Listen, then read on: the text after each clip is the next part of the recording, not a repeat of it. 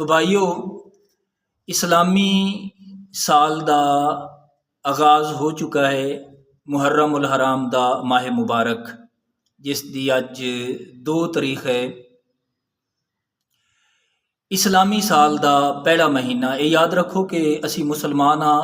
साडा साल मुसलमाना दा मुहर्रम उल हराम तो शुरू होंदा है और जुल हज्जा ते ख़त्म होंदा है। सन साडा मुसलमाना दा जिस दिन तो नबी पाक अलैहिस्सलाम ने हिजरत फरमाई, हज़रत फ़रूक आज़म रदी अल्लाह तआला अन्हु आपने इस सन का आगाज़ फरमाया तो 1446 हिजरी है। तो आइए आशूरा के मुतल्लिक अर्ज़ करने हाँ और मुहर्रम उल हराम के मुतल्लिक।